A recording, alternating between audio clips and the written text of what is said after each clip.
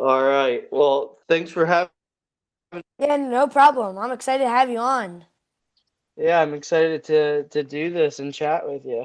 This is exciting. I love doing these Yeah, how's your day big been? chatter. It's been good. It's been really good. Was one of the days where, and we'll talk a little bit about it, I'm sure, but our office, not everybody goes in every day. We are like a work from home company. Yeah, So, today was a day where everybody goes in though. And it's kind of nice. Everybody gets to just pretty organically talk about the weekend of lacrosse and yeah, everything that goes on with that. So yeah. The it's weekend of cool. lacrosse was cool. You just getting to Exactly. Yeah. yeah, especially just like having the feeling that college lacrosse has started now. It's like finally back. Bingo. You nailed it. You hit the nail right on the head with that. It's like, it left a little bit to be desired because of all of the games that changed and like Yeah, all of that type of stuff. But at the same time, it was like a nice little kind of warm up into what's coming. absolutely. All right, well, I'll introduce you and we can get into it. Perfect. All Whenever right, you're ready, I'm ready to do it as well. and do you have a hard stop or anything, or are we just good? Now, whenever you want to go till, Okay. I'm yours. I'm All free. right, sweet. Today on the Lax Locker, we're joined by Dan Kaplan, Director of Inside Lacrosse. Dan's journey through the game spans player, coach, and media leader, giving him a unique perspective on where lacrosse has been and where it's going. From the field to the stories that shape the sport, this is a great one. Let's get into it with Dan. Thank you so much for coming on. Absolutely. Thanks so much for having me. I really appreciate it, and I'm honored that you would want to have me on your platform so I can talk a little bit about my job and my career and a Yeah, sport that I really love. absolutely. So you've seen lacrosse from just about every angle, player, coach, and now media leader. When people hear director of Inside Lacrosse, what do you actually do day to day? Yeah, yeah, that's a really good question. So my specific job title boils down more into the high school space where I'm the Yeah, director of ILPreps. And so ILPreps is kind of just an overarching theme within Inside Lacrosse that is everything high school related from content to that's, recruiting based and yeah, stars, evaluations, all of those types of things to just telling the stories of high school players and high school teams as well. So that's it's awesome. a really overarching aspect. And then a little bit of that also includes our we run events as well. And so we Yeah, host club team tournaments. And so yeah, all of that kind of falls under the high school umbrella. And so that's a really wide variety of topics to kind of create tasks that make up your day to day. And it's different every day. And so some days you're a little bit more focused on, working your own events and trying to do things for those. And some days it's as, lacrosse oriented as possible, and yeah. you are just watching film and watching highlight tapes and logging all your notes and all of that type of stuff. And so That's awesome. yeah, it's great, and it's definitely something that is a little bit different every day, and keeps you on your toes. Yeah, absolutely. And I can tell you, I think I would say at least three-fourths of the tournaments I go to are run by Inside Lacrosse. So That's it's awesome. yeah. So for You their play for for Richmond Hawks, right? Did I see that? it was Richmond Or Hawks, but Team now 91 Hawks. Team Sorry, excuse 91. me. Yeah, yeah. Got it. Um, Cool. That's awesome. yeah. For those that are not familiar with Inside Lacrosse, can you like share a little Yeah. bit about the organization? Yeah, totally. That's a really good question. So it was founded in like the mid 90s, so like 1993, 1994, 1995 range, where things kind of picked up steam from idea to kind of conception to execution. I actually have right here to my left is the very first issue that was volume one, issue one, that's dated March 3rd, 1997. Wow. And yeah, it's and that is actually. Hey, and I'll show you. You're on my phone, so I can turn Okay. you around pretty easily. But it's an actual newspaper, right? And so that is what Inside Lacrosse was. There wasn't a website. It wasn't a mag. It was a magazine in the form of a newspaper, and Right. it was delivered, just on a periodic basis. Um, I believe monthly was the original output of those newspapers, so to That's speak. awesome. Yeah, and so it's been totally an evolving process that, was originally a newspaper and was one of the only real sources of the sport. And now it's, there's more sources, there's more media, there's more lacrosse to be consumed, and Yeah. the landscape has totally evolved from, a written magazine and newspaper to much more digital and social media. And so that's where we kind of continue to evolve and shift and try and do the best that we can to be as Yeah. versatile and multiple with our content and media. Absolutely, and that newspaper article, that's super cool. Like how it kind of started too, and it's just kind of cool to look at it. Like from where it was then to where it is now, is just different. And the game, like you said, is evolving so much. So it's really cool to see. Yeah, 100%. Really well recapped there. Really, Yeah, really well said. thank you. So take us back to the beginning. What was lacrosse like for you growing up at Howard High School? How did you first get into the sport? Yeah, that's a great question. One that my family will be happy you asked. It's a great opportunity to tell the story of getting my first stick, which I think ultimately is everyone's kind of like first memory, first Yeah, core item in lacrosse is like where did you get and how did you get your first stick? Um, I got my first stick from my older brother. He's 10 years older than me. He also attended Howard High School and he didn't play a spring sport. He happened to be grounded because he got into some trouble over winter break. And he knew that my parents would allow him to break the grounds of that trouble and, kind of extend the rules of that grounding if he yeah, was involved in some sort of organized sport through the school. So he decided to play lacrosse, got involved at that point. He was previously a football and a basketball player. And so if you think about, a lot of the scheme and the forming of lacrosse, there's a lot of those sports involved, right? And so he was pretty quick to pick it up. And it was only a couple days into his first tryouts, practices, or whatever it was that yeah. first week before someone broke a stick in practice. And then that came home, got shaved down, and became my first stick. That's So I super owe a lot cool. to my Yeah. my older brother for Yeah, that, it's for sure. awesome. Um, so I know you played at ultimate multiple levels, Lynchburg, Howard Community College, and York College. How did each stop shape you differently as a player and as a person? Yeah, again, a really, really good question, and I thank you for asking it, and especially including the junior college stop at Howard Community College. Um, the JUCO world is totally underrated. It's a really good spot for players to go when they are looking for a home. It's affordable. They can continue to grab credits for their degree. There's definitely a undervalued stigma to it that, people are a little bit resistant towards that, I appreciate you asking that question so that I can kind of carry the torch as somebody that, went through, like you said, I originally went to Lynchburg College. It wasn't the best spot for me, decided that I was going to transfer at that point. My same older brother that I mentioned earlier Yeah. also played at Howard Community College, and my mom worked there as well. And so it just Wow. made for Yeah. a ton of connections and it made for a really smooth landing to go from Lynchburg to HEC and then continue to find my next spot and kind of look for that next home. And like I said, it was a really beneficial spot for me to continue to get better, to get credits towards my degree, and to continue to shop and find that next home. Um, but in terms of like, the ultimate question you're asking and how each spot differs, I would say in terms of on the field, every level is really similar.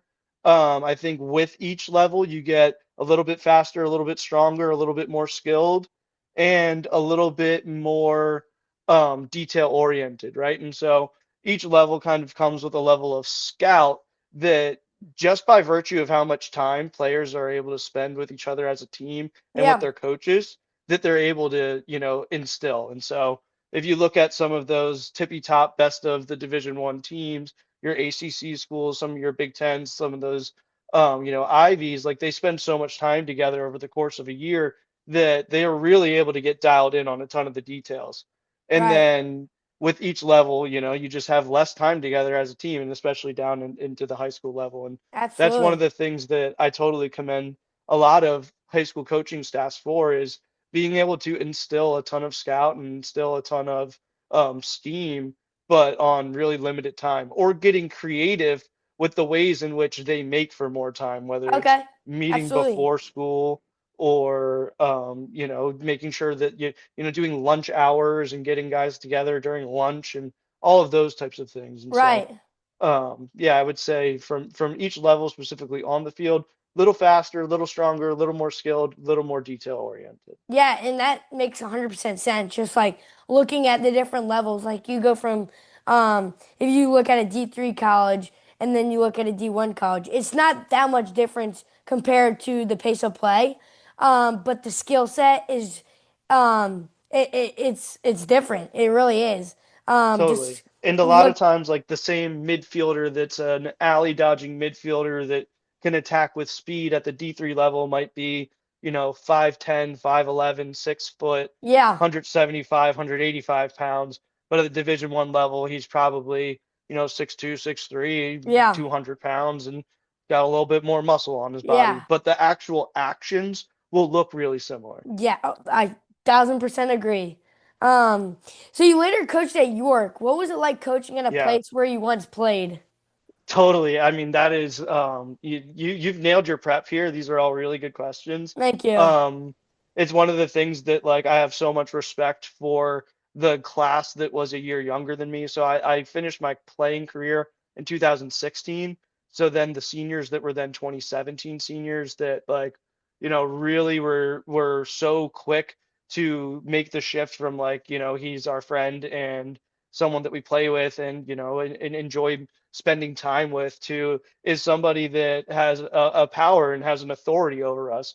And Right, they met it with no clashing. There was no resistance. And I think ultimately, like what we found during that time, which is everyone was so committed to winning that it didn't matter who was dealt which roles, as long right. as you were fulfilling those roles to the best of your ability. That's awesome. And yeah, it created a culture and an environment that allowed me to really, blossom as a coach. And certainly it came with lessons and learning early in my career as a coach. And and I coached there for 2017, 18, and 19 before ultimately turning and working for Inside Lacrosse in 2020. And so yeah, it was an awesome time that is certainly something that's a valuable experience beyond a way that I can really put into words. Yeah, and it's super cool that you kind of understand the place too. Like you've got knowledge behind it, and it kind of feels like the right place. Just playing there too, so it's like a connection almost, which is really Totally. cool. Yeah, and, Um, and I think the way that that manifested most probably is like recruiting, right? So the biggest thing in the recruiting world is you're trying to form genuine connections with young men that are kind of resistant to a lot of those connections. And, they have their friends, they have their group, they have their parents, and, being an outside adult to kind of try and make genuine connections can be tough in the recruiting world. But when you have like a really, really authentic um, story to tell, an authentic version of your story, it definitely goes a long way for that. that's awesome. So you also coach at the high school level. How has coaching today's high school players changed compared to when you were coming up? Yeah, that's a really good question. Playing growing up, we had it's interesting because I was really fortunate to have so much chemistry and carryover from the same coaching staff that I had as a player to then the staff that I joined when I was coaching at Howard High School as well.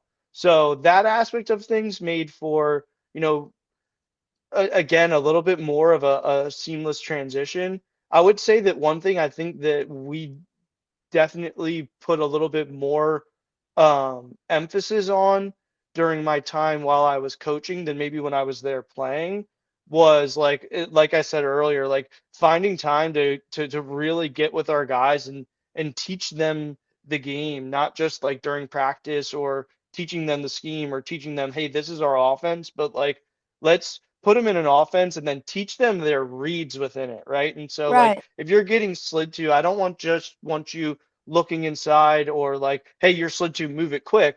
Like that's great, but at the same time, like maybe let's take a peek inside and if the crease guy is open, that could be a little bit of fool's gold. You don't want to just get stuck jamming it into the crease over and over again. So what I want you to do is really look to the backside and see where that pinching defender is coming from. Right, And if he's starting to come inside and fill to the crease, you might be able to skip it.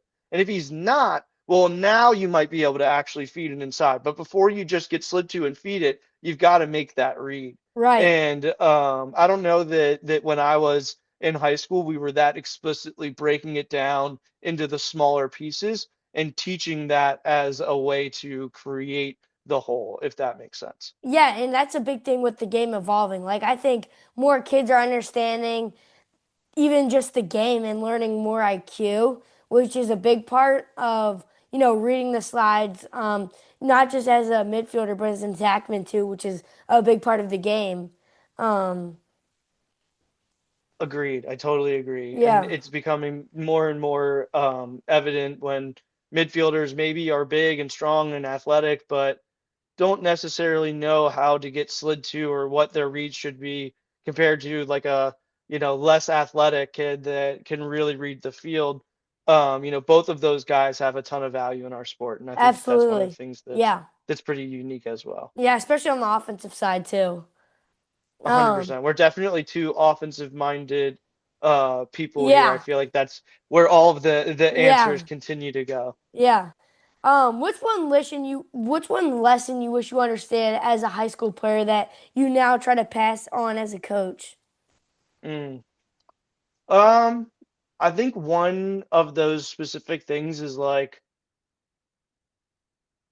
probably in the leadership realm, like I was Yeah. really fortunate to be pushed into a position early where I was a young captain and I used my voice and I was probably a bit of a leader by example, but there's so much now that I wish I understood more that like, I was probably leading within a realm of my comfort zone. Oh, And okay. the Yeah. best leaders are able to get out of their own comfort Okay. Yeah. zones in order to do what's best for the team. And so I think that would be kind of, the specific message is like, yeah, you could be doing a really good job and you could be checking a lot of boxes, but can you check more? Can you do better? Can you be better? Can you get out of your comfort zone in a way that allows you to excel even more? Right. And that's a big thing with learning to become more of a lacrosse player, I guess you could say. Because if you can become out of your comfort zone, especially in the game today, then you're going to be so much better of a player, which, you always want to be pushing to be your best. Um, I was Definitely. actually, That's something that can apply to, I took it as a leadership point, but getting out of your comfort zone to better some of your flaws is something that can be applied to just about A, everything in life, but B, like especially skill development in lacrosse. yeah, do you know who Deemer Class is? I do know Deemer. I've Yeah. worked with him a ton over the years. We're also both 2012 high school grads Okay, from yeah. around the same area. So we have known each other and known of each other for a long time. His best friend or one of his best friends was actually my college roommate. And so we Really? do have a bit of a connection. That's awesome. Yeah, so I was talking to him and he said like one of the biggest things that kids fear now is also going out of their comfort zone, but like trying new things. So we were talking about like the one-handed pass and it's not actually doing the pass, it's the fear to try the pass. Um, because you're just afraid to mess up. And that's one Totally. things like that I'm now starting to think about just as I do more interviews and more podcasts. I'm learning stuff, not just like about podcasting, but more about the game, which is it's very beneficial. Yeah, and I mean, I don't want to get too philosophical here for you, but I think, this whole thing, all of what we're talking about in terms of lacrosse is it's also this avenue to life beyond the sport, right? It's Yeah, teaching you so much of the life skills, grit, determination, bettering yourself, seeing beyond, being part of something greater than your whole, all of those types of things. And it's really cool that you at a young age are able to get some access to some people like Deemer that are able to instill Yeah, some strong wisdom.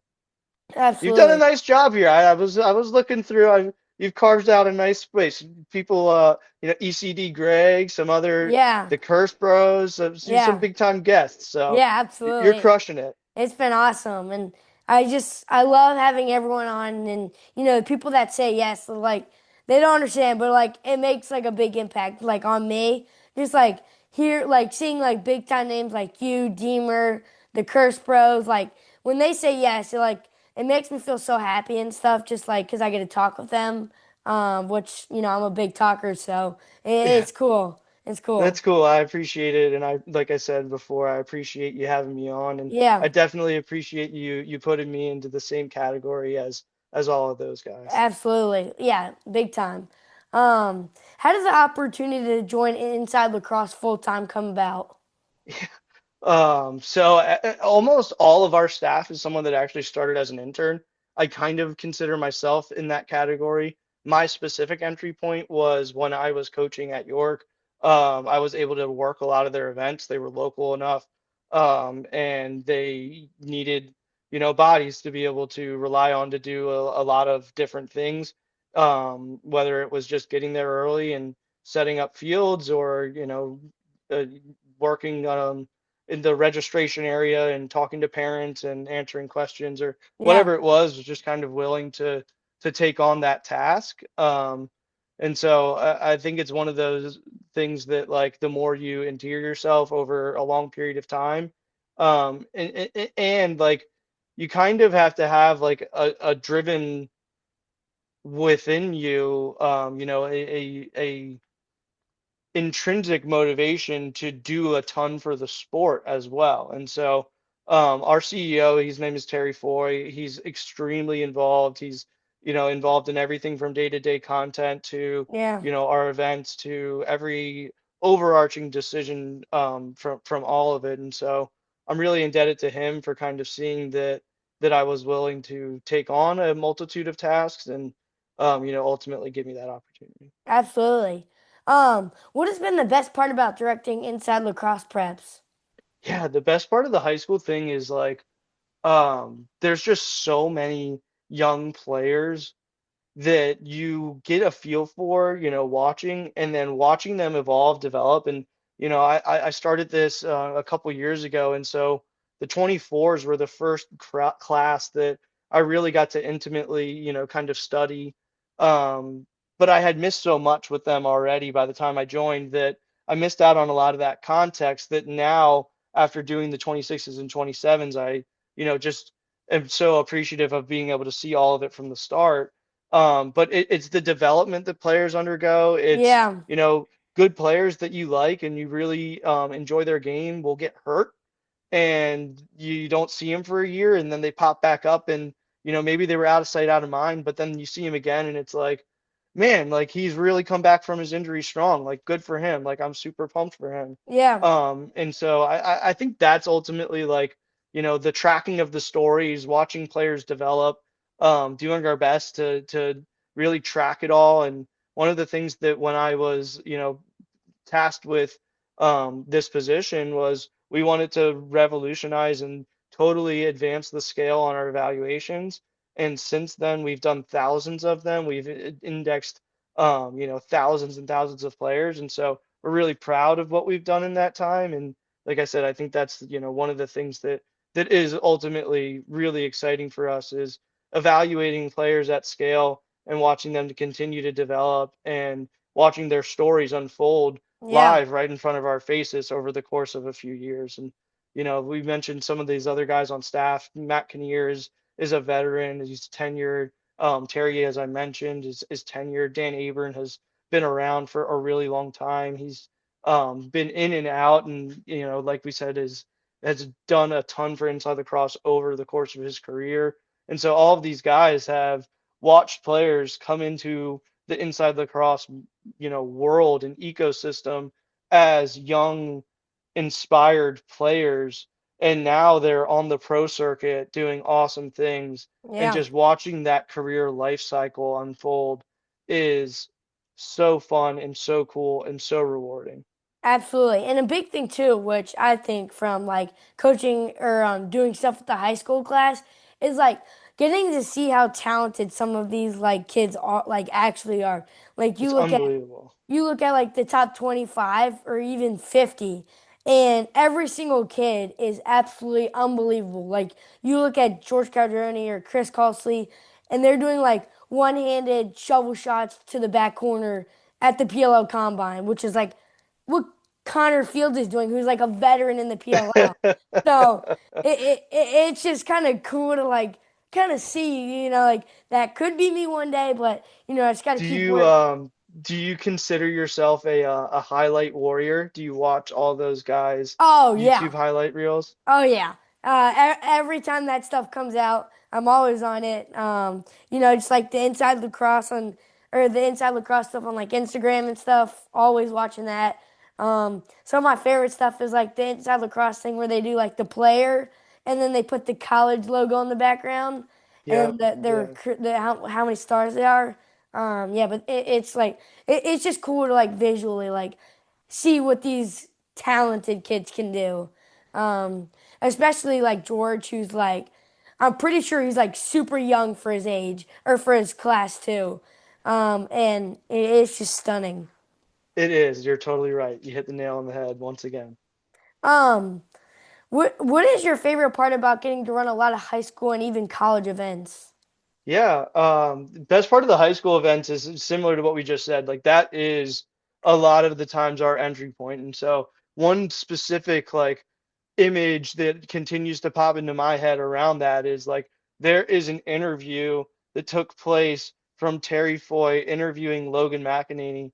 And in that interview, Logan, he just looks like such a young kid. And he couldn't have been, much younger than he had to have been at least in high school. So Yeah, I don't want to, go under overstating it, but he looks like he's just a young kid. yeah, Um, and so now to see him like, like we said, literally on the one of the most elite goalies in the world now, yeah. is I think just so cool. yeah, and I think it was his first year, and he got named like goalie of the year, which Yes. that is just it's shocking and such a huge accomplishment.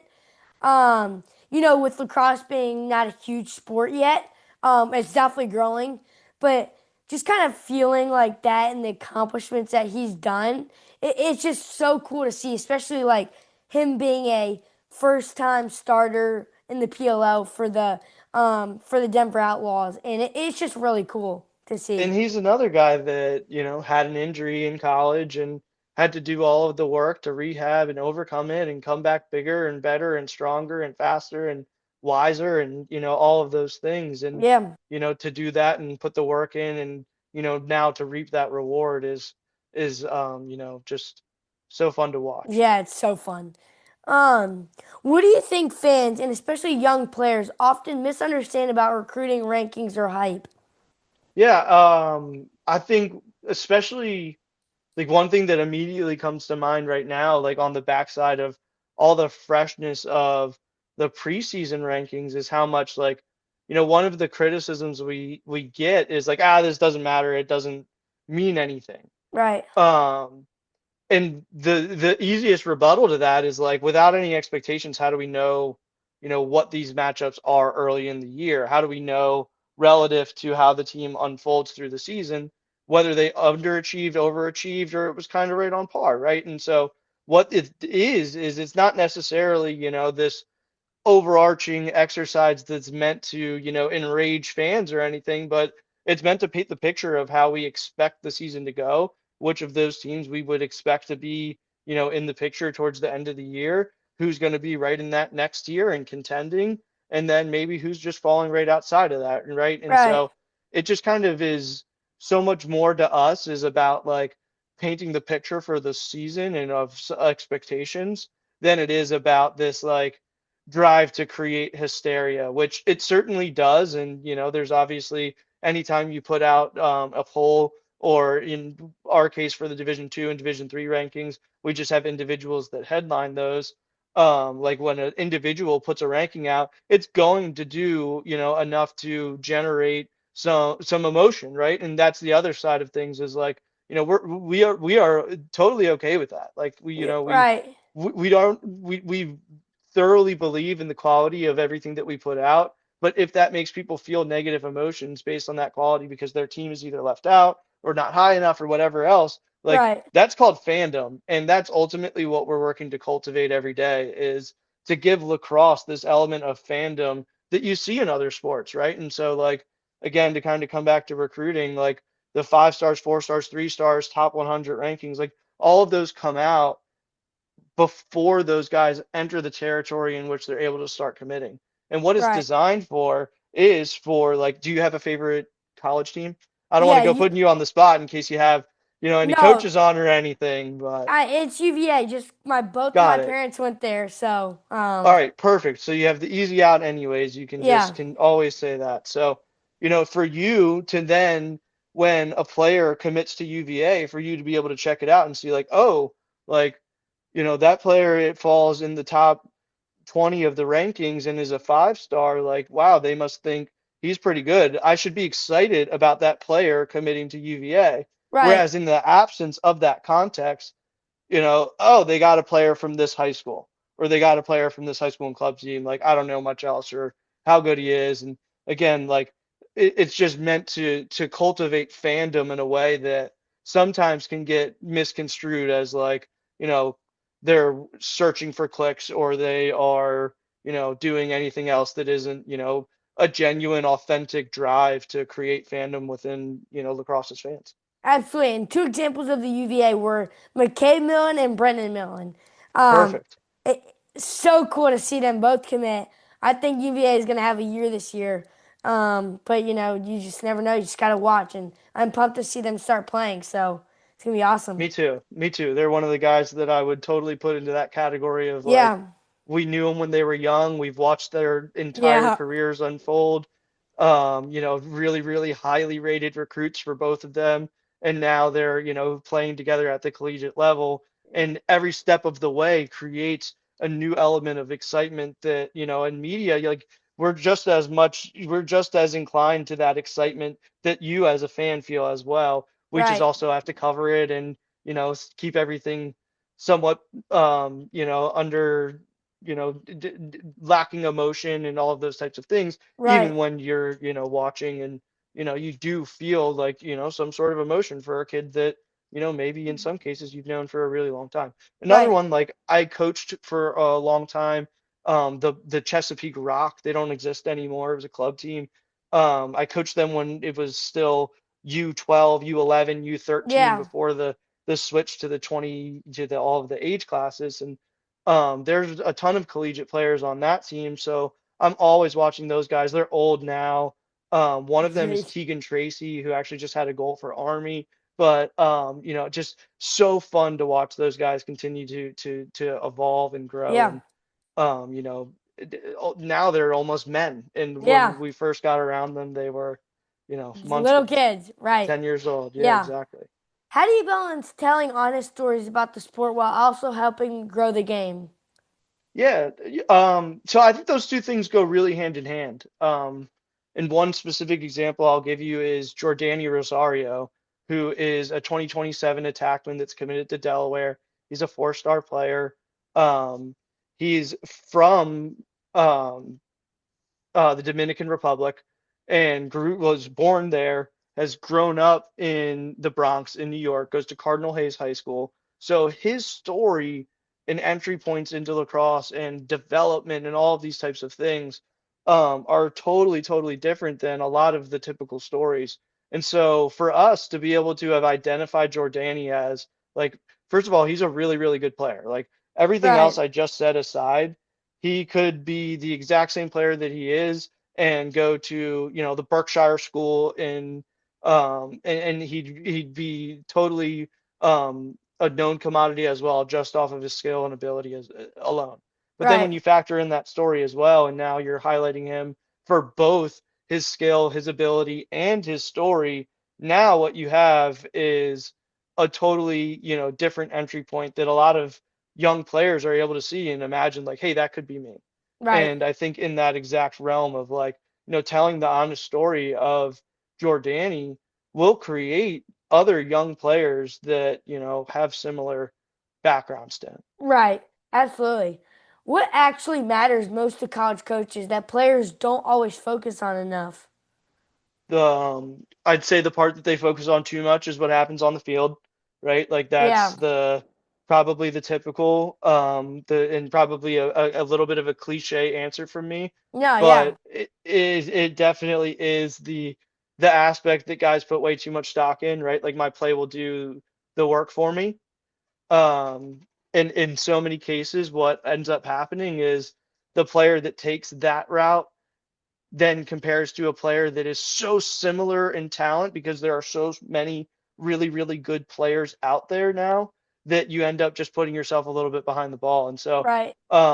you want to do everything that you can in the off field space, from being a leader in your own high school locker room to being a kid on your club team that, is staying after and picking up sidelines, like picking up trash to, just especially in the club world, you can get away with a lot, not pushing any of those types of boundaries. Coaches see all of it and they're so turned off so quickly by like bad body language, bad behavior, behind the Yeah. whistles, behind the scenes type things, like pushing boundaries of like, I could get away with this, those types of things. Um, and then coaches do so much homework now, right? And like you think about, especially at the Division 1 level, like it's become really intense. It's become really high pressure for a lot of these coaches. Jobs are on the line. Those jobs are becoming higher and higher paying. They have families, all of these types of things that, they are doing so much homework before they decide, like, okay, we're going to give this kid X amount of money in scholarship or NIL or anything else and let him come into our locker room and be a part of our family. And Right. so they're going to talk to high school coaches, they're going to talk to club coaches, they're going to find out your grades, they're going to find out what type of kid you are, they're going to talk and find out how you speak to your neighbors, they're going to find out, when you walk your dog, do you pick up his dumps, all of those types of things. Like Yeah. they're gonna figure it out. And so, like you got to take care of everything on the field, of course, but you got to cross your T's and dot your I's off the field and make sure that you're putting every bit of momentum that could possibly be moving in a good direction for you should be. Right. Absolutely. And like you said, those tiny details matter the most. They add up a lot. They And add up is really well said. thank you. Um, if you were going to choose between coaching, playing, or your role at Inside Lacrosse, what would you choose? Playing, I think anybody that you have on, if they don't say playing, um, is lying. Yeah. It's got to be playing. I love my current role, but so much of the entry point to all of it, and then playing in games and all that type of stuff is fun. But like, I'll take three by at a Chesapeake Bayhawks game Oh, three by. in the Yeah. yeah, Yeah. It's I'll just so take all of fun. that It's so exactly. fun. If I play for 30 minutes of three by now, my legs are going to be tired. I'm going to be Yeah. sore. Probably roll an ankle. I've got Yeah. terrible ankles now. So yeah, I think playing, but Yeah. don't limit me just to in pads on the field. Like beach fiddlesticks and three by at Chesapeake or three by at the Naval Academy before a Yeah. Chesapeake Bayhawks game is It's sign me up for awesome. that as well. Yeah. Where do you see the game of lacrosse going in the next 10 years? Probably less early season games based off of what's happened in the last 2 weeks or so. Yeah. But no, I think one big thing is like, more colleges are going to continue to add men's lacrosse. And so as that and women's, there's just I specifically say men's lacrosse because there's already more women's programs than there are men's programs at the Division 1 level. Right. Um, More are going to continue to add. They'll probably be in more diverse locations. Yeah. The geography that all of that comes with, I think, is Yeah. totally could change a bit of the landscape and is also part of that growth, right? Like if the local college in your town has a lacrosse team versus the local college in your town doesn't have a lacrosse team, the area is exponentially more likely to support it in some sort of recreational system. And more Right. players playing is always good for everyone. Absolutely. Um, do you have any cool or new exciting things happening at Inside Lacrosse that you can share? Oh man, like a month ago, if you had asked this question, I would have had something that I would have had to tease in a significant way. But now I think that the biggest thing is we've unleashed a new version of our website. So recently we modified everything, renovated it all, brought it down, brought back a new version of it, and it's what I would describe as, continuing to be a work in progress. Yeah, We love a lot of what currently exists about it, and it's got a ton of new capabilities. Um, but the best things about the website are still unseen. And right. so we will continue to create features around it and add on to it and all of those types of things in a way that lacrosse fans, I think, should be really excited about. Absolutely. Um, well, now we're gonna do rapid fire, which is just like a quick question, quick answer. It's super easy, super fun. Perfect. Hit All me. right. I'm ready for you. Favorite level to watch: high school, college, or pro? High school these days. High school High these days. school. There once was Okay. a time I would have said like elite level D3, but high school these days and elite D3 is certainly not far behind. Yeah. One drill every young player should do daily. Um, hit the wall. It's great for Yep, every that's position. exactly what I was gonna say. It's Yep. perfect. Yeah, every position can do it. It's working on your stick skills, working on ground balls. If you're a goalie, you can do some sort of turn drill. Yeah. But, the wall is the most versatile tool in anybody's toolbox. Yeah. Favorite lacrosse road trip.